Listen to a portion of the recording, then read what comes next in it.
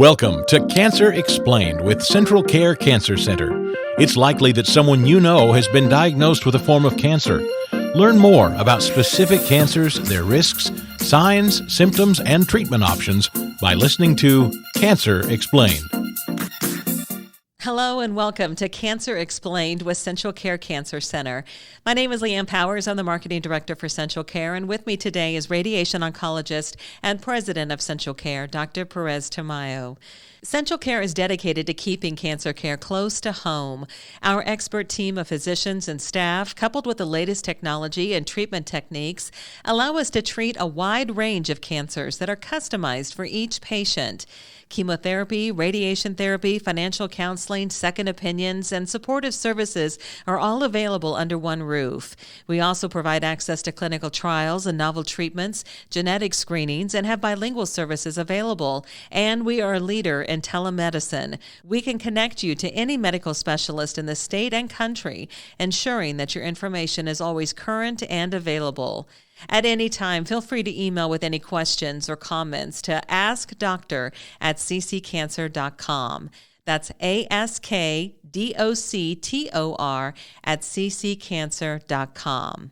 Well, cancer has no schedule, no timetable. So when you hear that you or a loved one has been diagnosed with cancer, it can be quite overwhelming. Immediately, questions can flood your mind, especially the big question, why? Today, our discussion is a part one of two that centers around some of these most common questions asked, answered, and even some misconceptions about cancer treatments and outcomes. Hello, Dr. Perez-Tamayo. I thought we would get started with your perspective first. I'm positive that you've had your fair share of questions from patients. And I thought maybe I'd ask you about when a patient is first diagnosed with cancer, is it important to get a second opinion, like research all your options? What do you say about that?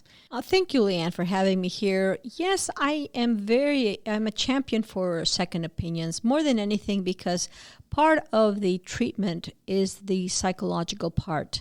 In fact, as I've said before, both parents being oncologists, my mother went into psychiatry later on in her life because she felt that if you don't have your emotional, psychological focus on your well-being when you have cancer, you cannot really do well, even if you're cured. So you have to have the certainty, in my opinion, you have to have the certainty that you're doing the right thing for yourself, for your family. So when you hear it again from a second opinion, and you hear that, yes, indeed, this is the way to go, even a third opinion, then you are comfortable to proceed with your treatment. I hear a lot of people asking me, well, what about going for a second opinion to a large institution, let's say MD Anderson? And I think that's what you need to do. If you're going to get a second opinion, go to a university, go to a cancer center of great repute, because then you are knowledgeable about what can be done in the best of the best as to cancer centers. Now, highlighting the fact that the institution is not what treats you, but the people. So if you're trained at MD Anderson, I was trained by Dr. Jim Cox and Dr. Ritsuka Kamaki, both from MD Anderson. The technology that we have actually is very superior. So you are going to get a treatment that is at that level. In addition, many of the medications that are available for the cancer you have are available everywhere. So basically, if you were to need, let's say, a bare aspirin at this number of milligrams, you wouldn't necessarily need to go to Houston to take it. You could take it in, Dodge. It's the same aspirin. And usually your prescription is by the weight and your height. So the medication is all available. Now, there are some people that require protocols that are only available in large institutions, and then by all means, this is something to be done. But you need to understand what that means. There's phase 1 protocols, phase 2, and phase 3. Phase 3 protocols are comparing things like what is less toxic, regimen A or regimen B. They're both equally as successful, but they want to know if one is better tolerated or is less expensive or something of that nature. But both have been proven to be efficient in producing a good response. Now, you may want to participate in that protocol, but you're really not going to gain anything as to survival, because both are known to be good for that cancer, against that cancer. You can receive those regimens at home because they have been proven throughout the country that they are actually efficient. Now, phase 2 protocols are called toxicity studies, meaning they're going to give you a drug that has never been shown to be effective against your cancer or any cancer. In fact, they usually take all comers just to see how toxic that drug is on your body. So they're actually trying to see how much drug they can give someone before they get sick. That doesn't mean they're going to see if your cancer got better, because it is not against your particular cancer. It's a toxicity study. And phase 1 is actually trying out drugs that are new, that have never been shown to be effective against anything, but they're newly developed. They want to know if they are effective against anything or if they're too toxic. So phase 1 is even more primitive in the way that you handle them. Now, I have patients that come up and are participating in a phase 2 protocol, let's say in MD Anderson, and they live in Garden City, let's say, and they're rather surprised that they're only being seen as a toxicity study. They're just astounded, and they get upset that they've been driving for a year to Houston just to know that this drug is toxic at this level. So you need to understand what you're getting into, and this is why we're here. We're here to explain to you that certainly it has value. No, I'm not saying it doesn't, but you need to understand what that means. Can you ever interchange the studies between the phases 1 or 2? Like if phase 1 isn't working, then you're going to check out the toxicity level then? Or? No, not at all. Okay. In fact, most of the time, if you are on any protocol, you are not eligible for another protocol. Okay. In fact, they want to make it as pure as possible. If you have another cancer, let's say you have cancer of the skin and you have now cancer of the lung, they may not accept you because they want to have a homogeneous population. So they don't want to add variables to already a difficult situation. But I have to tell you that there is value in the global sense of participating in a toxicity study, but it is not necessarily a goal that is going to be personal, because you yourself are not going to gain anything from it. I see. When it comes to the technology side of it, as from the radiation side of it, I mean, what does radiation therapy really entail? Radiation is a word for many things. There are radiation particles, there are radiation photons, and other things. And what it is the difference is how the cancer is killed. When you have a radiation, which is the standard radiation that most people have, which is photon radiation, the death of the cancer is produced by cleaving the water inside the cell of the cancer into a hydroxyl group, a charged particle, and it is this charged particle that causes the death of the cancer by not allowing it to divide. So you can imagine it's a chemical death. You are actually not killing it like a gun that shoots the heart and the heart stops beating. No, it actually makes the water in the cell cause the cancer to die by not allowing it to grow. While we have particles like protons, and I'm sure everybody has heard about them, they're interesting. They kill in a different manner. They kill by, like a gun. You have a particle, which is a proton, it's part of the atom. It's a heavy particle, and it kills the cell with direct contact. And it has other properties.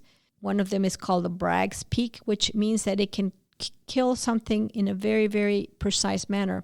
However, when it comes to cancer, sometimes you need to kill not only the body of the cancer, but the roots. And when it comes to something like protons, it does not address the surrounding structures, the surrounding possible involvement, because it can only kill small areas. If you try to, it's the same thing as if I were to say, okay, you need to be able to cure this cancer, you need to paint this wall. I'm going to give you a small painter's brush, or you can have a roller painter. What would you prefer? Well, I want the roller painter. The roller painter is going to do a better job Yeah. because there's almost a 100% chance that you're going to miss a spot Right. with a small brush. Right, exactly. So when it comes to, I know that there are several different types of radiation therapy procedures. Is that right? Yes, techniques. It's actually not procedures, okay. techniques. There is a what we call a 3D technique, which is a more basic technique. And that usually is good for things that need a larger brush, a larger roller, meaning that there is a risk that is just the entire region. Let's say you have a cancer that's involving your entire pelvis. So you want to cover it completely with something that is going to be uniform. Then you have something called IMRT, which means that I am able to bend the beam to conform to the structures involved. And I do that with your radiographic, let's say your PET scan or your CAT scans. I'm able to fuse it to your measurements, and I'm able to bend the beam to conform to your, let's say, your prostate and your lymph nodes, and avoid your bladder and your rectum, which are not involved. Now, if you had your bladder and your rectum involved along with your prostate and lymph nodes, maybe you're better off with a 3D technique. Then you have stereotactic technique or stereotactic radiosurgery, which then really involves treating something at a very high dose rate that is very specific and very precise. It's much like protons. So if you have a small area, let's say between your eyes, let's say your pituitary, and you're able to just hone in on it because it's only about 1/4 of an inch in size, well, this is a great tool because you're able to avoid the eyes and treat a small spot quickly within just a few treatments, let's say less than 5. What about brachytherapy? Brachytherapy is a word for, it's a Greek word which means brachy, which is short distance therapy. Unlike teletherapy is long distance therapy, like what we would use the photons and stereotactic. Okay. Brachytherapy is where we actually insert an apparatus or needles to treat an area that we're able to reach by these methods with radioactive sources. Now, brachytherapy can be a very important tool, especially in gynecological cancers, because it provides treatment to the area that is maybe remaining still positive or still at risk by giving it just something very local. In some places, like the eye, it can be a plaque if you have melanoma of the eye, and it can actually spare your eye instead of the old-fashioned way of treating melanomas where you actually get your eye removed. Maybe we can treat it with a plaque, and we can treat it, and you can still save your eye, even if you don't have, and we can maybe spare your vision. But let's say that your vision cannot be spared because the melanoma is right where your optic nerve is, but you can retain your eye. So that will not deform your face. And when it comes to children, when you have cancers that may deform your body because they're still growing, you need to be as conservative as possible. Again, this is Cancer Explained with Central Care Cancer Center. I'm Leanne Powers with radiation oncologist Dr. Perez-Tamayo. So, big question, and I still get confused by it myself, and I'm sure that people question it all the time, but what is the difference between a PET, a CT, an MRI? And why do you need to have like a PET CT done before you have a cancer treatment usually? Well, these are all part of the variables we use to be able to define the extent of your cancer or the involvement. It used to be, for instance, in cancer of the rectum that we would do staging by endoscopy alone. And now the MRI has proven to be very effective in being able to see if you have lymph nodes or other extensions, and it's part of the staging workup. The CAT scan won't tell you that. The MRI is specifically good in looking at interfaces within your body.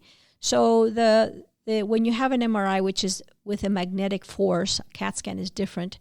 A magnetic force is able to look at the fat between the rectum, let's say, and the surrounding structures and the lymph nodes. You're able to see, is this cancer outside the rectum? So imagine the rectum being like a sausage, and if you pierce it and the sausage casing has a hole in it and the sausage meat goes out, that would be now a cancer that is involving the fat around the rectum. And that can be seen in MRI, which it cannot be seen on CT.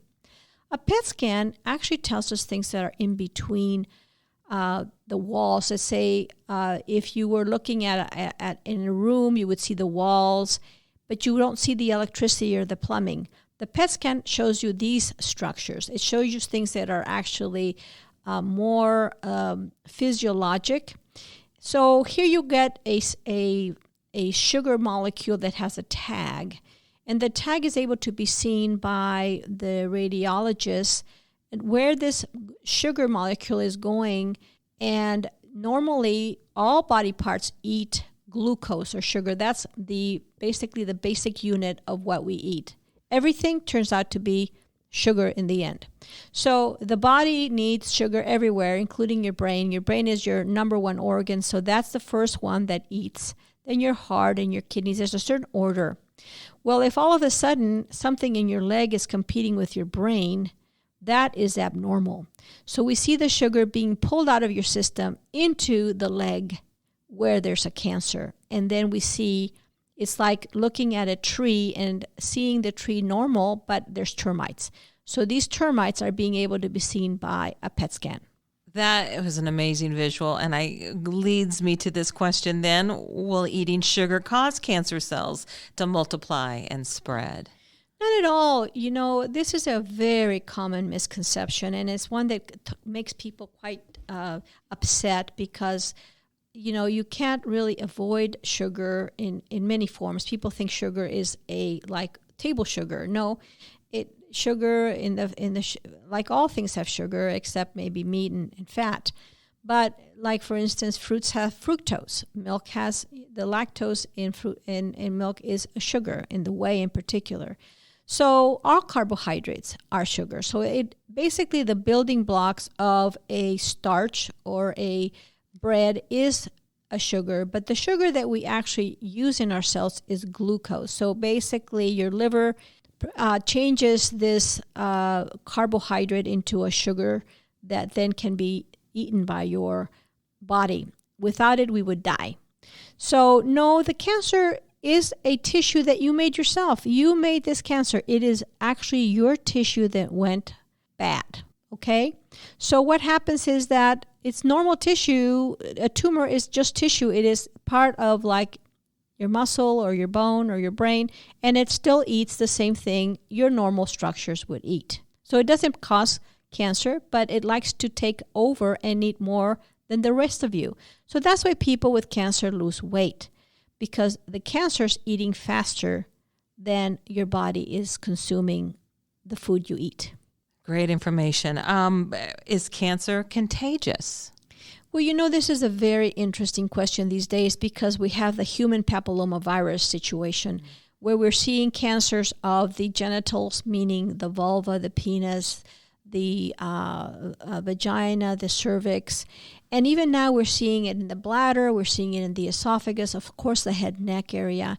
And these are viruses, and the viruses can be spread from human to human.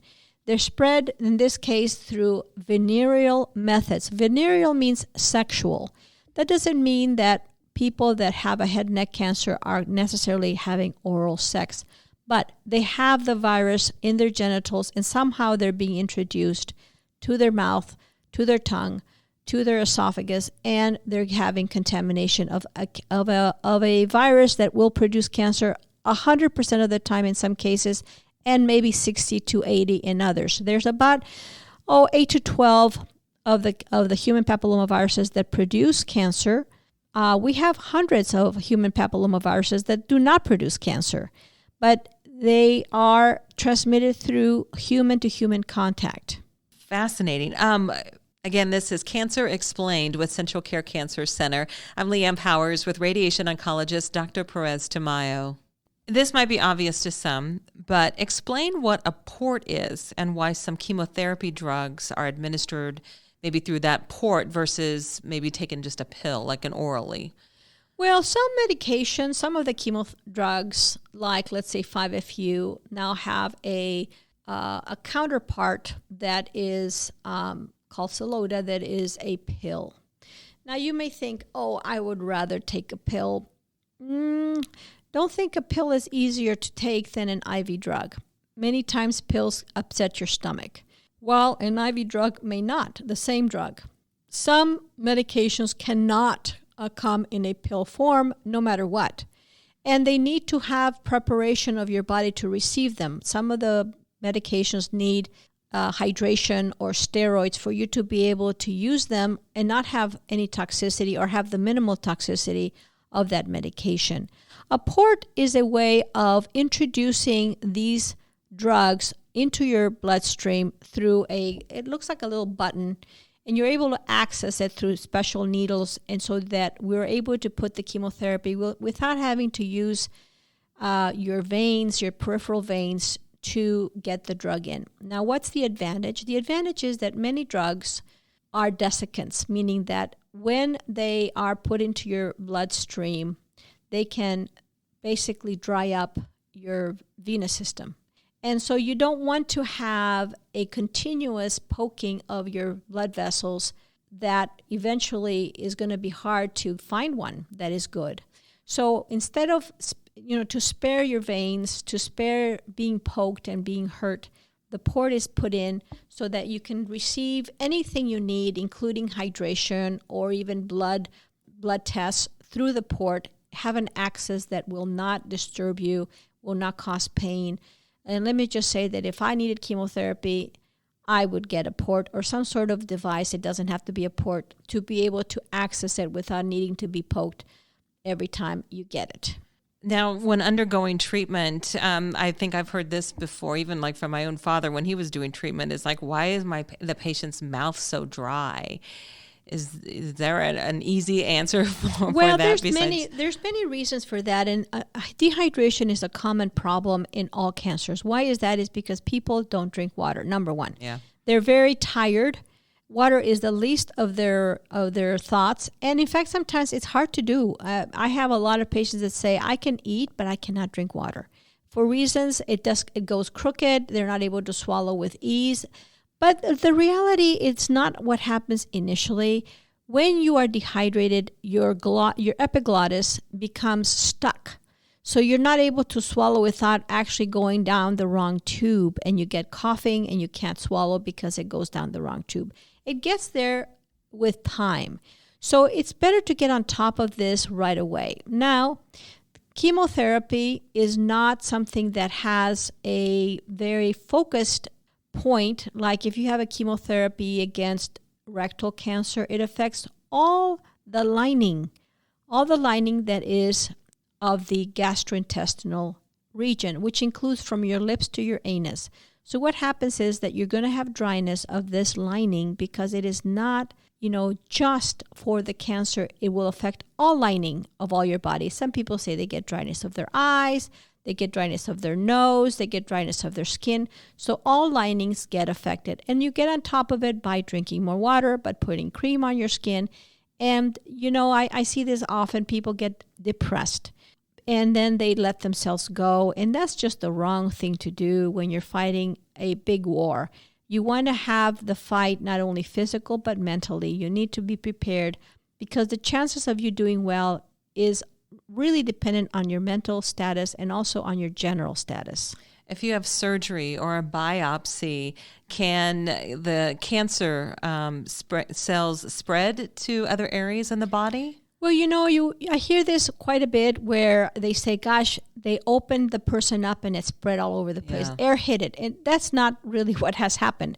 This is often the case when people did not suspect how advanced the cancer was.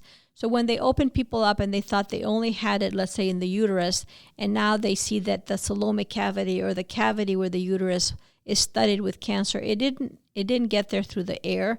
It was there all along. It just wasn't recognized. However, there are cancers that you don't manipulate because if you do, you're going to have them spread. There are cancers that are very, very sensitive, and especially in the pediatric population. Renal cancer is one of them in the kids. You, in fact, don't do a very deep exam because you can spread cancers through pushing them. There are several papers that show that if you do certain procedures in certain cancers, you can spread them to the lung. So yes, some cancers can be spread by pushing or doing procedures. Like, for instance, if you have a head and neck cancer and you need an emergency tracheostomy, meaning that you need to have a way of breathing, that's a adverse prognostic indicator. Why? Is because where they put the hole to be able to breathe, you can get the cancer. So yes, you have to be careful. You can spread the cancer. I had a woman who's, I don't know why the surgeon decided to harvest her nipple, and it was put into the arm so that they could put it back once she got reconstructed. Well, she got cancer in her arm from where the nipple was placed. So you can actually spread the cancer. In fact, I always treat any drainage site when I treat cancer. I not only treat the area where the resection was done, but I treat the drainage sites as well. That is just fascinating. What does immunotherapy mean, and who would be eligible for immunotherapy? Would any cancer patient be eligible? This is a very exciting part of cancer treatments. Immunotherapy is just what it is. It says you can actually activate your own immune system or actually introduce these antigens or antibodies that can fight the cancer because they have receptors or they have mutations that are very specific to this type of treatment. Think of it as, I always think of it as those balls that have the triangles and the squares and the circles that kids play with, and they put the circle in there or the square. They have these receptors on the cell, and you can actually turn them off if you have the right key. So, or you have maybe the drug that is very specific to this mutation, and then it can actually kill the cancer by having it commit suicide. If the cancer is hit by this special drug, it produces apoptosis, which means it basically kills itself because it cannot live. Again, I'm speaking with a radiation oncologist and president of Central Care Cancer Center, Dr. Perez-Tamayo. So, doctor, why is it important to know the medical history of your family as far as, genetic screenings, maybe testing for certain cancers? That's important, correct? Well, this is very interesting to me because we still live in the generation where our past forefathers were maybe ashamed of having cancer. It's something that people did not say, or maybe they just didn't know. People would die of unknown reasons, or they died of what they called old age, but they really did have cancer and people never spoke of it, or maybe they're estranged. They have brothers and sisters that have not been communicating, or sons and daughters, etc. And really, these days where we have immunotherapies available and genetic testing, the way you treat the cancer can be very hinged upon what your risks are and what your family history is all about. Let me just give you for instance. If you are a BRCA-positive cancer of the breast, your best choice is to have both breasts removed, not to spare your breast. And the type of treatment that you may need may require a more homogeneous or more comprehensive treatment rather than a lesser surgery for prevention, because you can actually, in fact, if you have this genetic knowledge, because you have a family tree that you are able to construct, you may have prevention as part of your treatment rather than getting the cancer, like you've seen some of the movie stars who've had bilateral mastectomies and so forth, to prevent or to lower your risk. You can never prevent, and this is something, Leanne, that I see all the time. We have patients that say, but I had a mastectomy for prevention when I was, 25, and now I have breast cancer, or I had a hysterectomy with my ovaries removed, now I have ovarian cancer. Well, you're lowering it to the lowest level, basically 90%, but 10% still, you can still have it despite having double mastectomies or hysterectomies. Such good information, Dr. Perez-Tamayo. Thank you. Well, I think that might be a good place to stop for right now, at least this part 1 of 2 when it comes to questions asked, answered, and misconceptions of cancer. We appreciate you taking the time to listen to Cancer Explained. with Central Care Cancer Center. With facilities throughout rural Kansas and in Missouri, Central Care Cancer Center offers complete cancer care all under one roof, so there's no need to travel far for the best care. Whether you need radiation or chemotherapy, access to clinical trials and novel treatments, financial counseling, or other supportive services for yourself or your family, Central Care is here for you. Feel free to reach out by calling 800-592-5110 or visit us online, cccancer.com. For Dr. Perez-Tamayo and all of our amazing providers and nurses, I'm Leanne Powers. Thank you for listening to Cancer Explained with Central Care Cancer Center. You've been listening to Cancer Explained with Central Care Cancer Center, offering expert cancer care that's close to home. Central Care Cancer Center has clinics throughout Kansas and in Missouri. Central Care Cancer Center, online, cccancer.com.